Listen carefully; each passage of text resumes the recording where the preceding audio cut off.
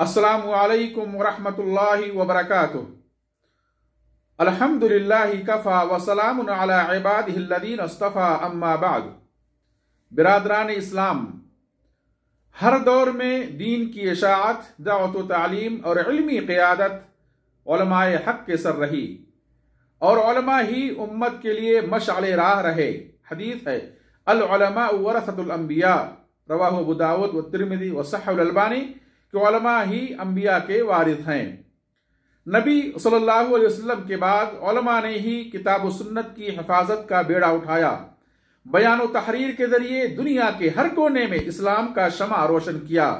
तमाम चैलेंजेस, तकालीफ और रुकावटों के बावजूद अल्लाह की तौफीक से राह हक पर साबित कदम रहे। आज इस्लाम उन्हीं की कोशिशों से जिंदा है। इल्मी मसादिर, मराजे, ज़ख़ीरे कुतुब, दीनी मदारिस, जामियात और दावती मराकिज़ उन्हीं उलमा की मरहून मिन्नत है। हक व बातिल और खैर व शर की पहचान, अक़ीद व ईमान, कुरान व हदीस और फ़िक़्ह की तालीम, आदाब ज़िंदगी, जन्नत की पहचान, जन्नत की रहनुमाई और जहन्नम से नजात का तरीक़ा इन्हीं उलमा से मालूम हुआ। हसन बसरी रहमतुल्लाह अलैह फरमाते हैं, लौलल उलमा लसारन नास मिस्लल बहाइम, किताब अत-तबसिरा लिइब्न अल-जौज़ी। अगर उलमा ना होते तो लोग जानवरों की तरह होते। बिरादरान इस्लाम, अल्लाह सुब्हानहु व तआला ने उलमाए हक के दिलों की पाकीज़गी और खौफ इलाही की गवाही दी। फरमाया, इन्नमा यख्शल्लाह मिन इबादिहिल उलमा, सूरह फातिर आयत नंबर 28, कि अल्लाह से उसके बंदों में से उलमा ही डरते हैं।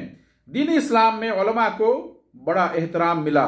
हदीस आप फरमाते हैं, लैस मिन उम्मती मन लम युजिल कबीरना व यरहम सगीरना व यारिफ लिआलिमिना हक़्क़ह, रवाहु अहमद व हसनहुल अलबानी, कि वो शख्स मेरी उम्मत में से नहीं जो हमारे बड़े की इज्जत ना करे, हमारे छोटे पर रहम ना करे और हमारे आलिम का हक ना पहचाने। हदीस है, आलिम के लिए आसमान व जमीन की सारी मखलूक़ात हत्ता की मछलियां पानी में दुआए मग़फ़िरत करती हैं। आलिम की फजीलत आबिद पर जैसे चांद की फजीलत सितारों पर। इस हदीस को इमाम अबू दाऊद और तिर्मिज़ी ने रिवायत की है और अलबानी रहमहुल्लाह ने सही करार दिया है। अइम्मे किराम और असलाफ़ उम्मत रहमहुमुल्लाह ने बड़े ही वसूक़ और एतमाद के साथ उलमाए हक को अल्लाह का वली करार दिया। इमाम अबू हनीफा रहमतुल्लाह अलैह फरमाते हैं, इन लम यकुन औलिया अल्लाह फिद दुनिया वल आखिरा अल उलमा वल फुक़हा फलैस लिल्लाहि वली, किताब अल फ़क़ीह वल मुतफ़क़्क़िह लिल ख़तीब अल बगदादी। अगर दुनिया व आखिरत में उलमा व फुक़हा अल्लाह के औलिया नहीं तो अल्लाह का कोई वली नहीं है। इमाम शाफ़ी रहमतुल्लाह अलैह फरमाते हैं, इन लम यकुनिल फुक़हा औलिया अल्लाह फिल आखिरा फमा लिल्लाहि वली, अल मजमू लिन्नवी। अगर आखिरत में फुक़हा अल्लाह के औलिया नहीं तो अल्लाह का कोई वली नहीं। इमाम इब्न क़य्यिम रहमतुल्लाह अलैह फरमाते हैं, वरसतुल अंबिया सादातु औलियाइल्लाह, किताब मिफ्ताह दारुस सआदा, जिल्द नंबर 1 सफ़ा नंबर 262, कि वारिसीन नबुव्वत ये अल्लाह के औलिया के सरदार होंगे। उलमाए किराम अपने इल्म व अमल के बक़द्र अल्लाह के नज़दीक विलायत का दर्जा और जन्नत में आला मकाम पाएंगे। अल्लाह फरमाता है, यरफ़इल्लाहु अल्लज़ीना आमनू मिनकुम वल्लज़ीना उतुल इल्म दरजात, सूरह मुजादला आयत नंबर 11, कि अल्लाह तुम में से मोमिनीन और अहले इल्म के दर्जात बुलंद करता है।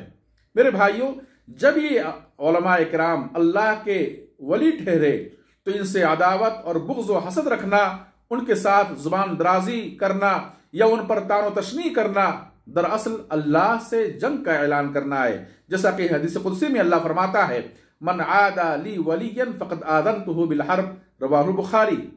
मगर अफसोस है कि आज बड़ी बेबाकी और जुरातमंदी के साथ उलमा की शान में जुबान दराजियां की जा रही हैं, उलमा से हसद किया जा रहा है, उम्मत को उलमा से मुतनफ़िर किया जा रहा है।